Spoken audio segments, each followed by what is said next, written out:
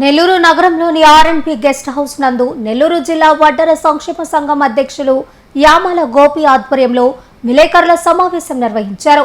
ఈ సందర్భంగా వారు మాట్లాడుతూ ఎమ్మెల్సీ ఎన్నికల నేపథ్యంలో నెల్లూరు జిల్లా వడ్డెర సంక్షేమ సంఘం ఉపాధ్యాయ పట్టభద్రుల ఎమ్మెల్సీ ఎన్నికల్లో వడ్డెర సంక్షేమ సంఘం అభ్యర్థికి మద్దతు ఇవ్వాలని సంఘం సభ్యులకు పిలుపునిచ్చారు.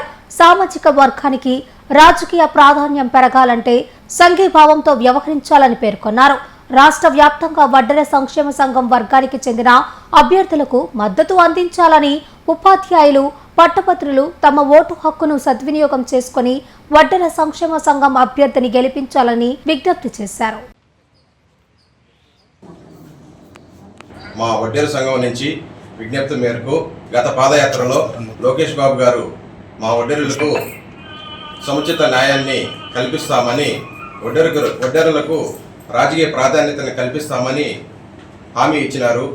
ఆ హామీ మేరకు ఇప్పుడు రాబో ఎమ్మెల్సీ స్థానాల్లో మా వడ్డెరులకు కేటాయించవలసిందిగా మేము రిక్వెస్ట్ చేస్తున్నాము. వారిలో మాకు గత 40 సంవత్సరాల నుంచి టీడీపీలో సీనియర్ నాయకులుగా ఉన్నటువంటి దేవల మురళీ గారు రాష్ట్ర వడ్డెర సంక్షేమ సంఘం మాజీ చైర్మన్గా ఉన్నారు.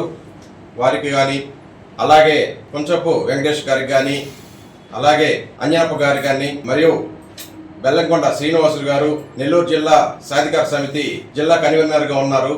వీళ్ళ నలుగురిలో మాకు ఎవరికిచ్చినా మాకు ఎటువంటి అభ్యంతరం లేదు. ప్రభుత్వానికి మేము రుణపడి ఉంటాము ఈ అవకాశం మాకు ఇస్తే.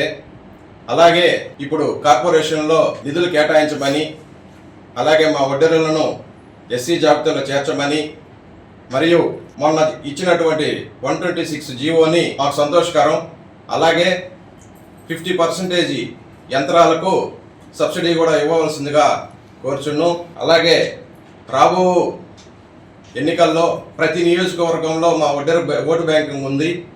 30,000 నుంచి 40,000 దాకా ఉంది.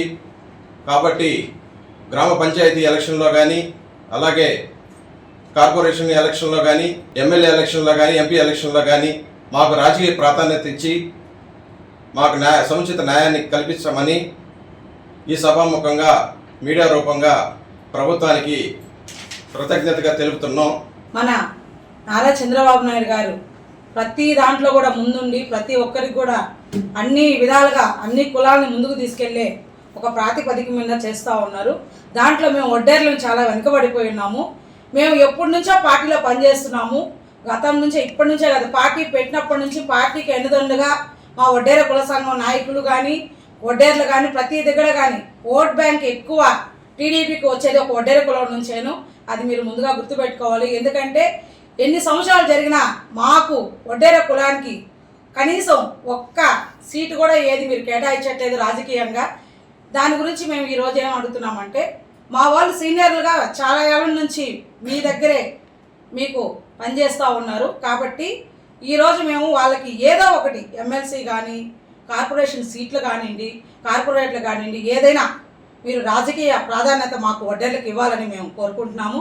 అలాగే ఆ రోజు లోకేష్ బాబు గారు పాదయాత్రలో కూడా ఆ రోజు వడ్డేర్లు చాలా వెనుకబడి ఉన్నారు, ప్లస్ వడ్డేర్లు ఎప్పటి నుంచో మాకు నమ్మిన వాళ్ళు. కాబట్టి మేము ఖచ్చితంగా ఏదో ఒకటి వడ్డేర్లకి ప్రాధాన్యత ఇస్తామని ఆ రోజు చెప్పుకున్నారు పాదయాత్రలో. దాని గురించి ఇంకొకసారి మళ్ళీ మీకు గుర్తు చేస్తున్నాము. కాబట్టి మమ్మల్ని అందరినీ గుర్తు పెట్టుకొని మాకు ఇంకా కొన్ని రాజకీయాలలో కొన్ని మీరు స్థానాలు కల్పిస్తే మా సంఘం ఇంకా మా వడ్డేర్లు ముందుకు వెళ్ళేదానికి బాగుంటుందని కోరుకుంటున్నాము. మేము ఎస్టీ జాబితాలో చేర్చాలని ఇంతకుముందు కూడా మేము చెప్పుకున్నాం సార్.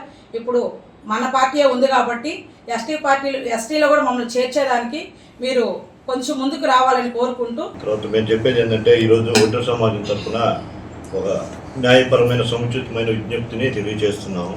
ఈ ప్రెస్ మీట్ కూడా అందుకే పెట్టాము. వ్యక్తిగత పదవి కోసం చేసే విజ్ఞప్తి కాదు, మొత్తం వడ్డెర సమాజానికి గుర్తింపు రాజకీయ ప్రాతినిధ్యం కల్పించాలని కోరుతూ ఉన్నాం.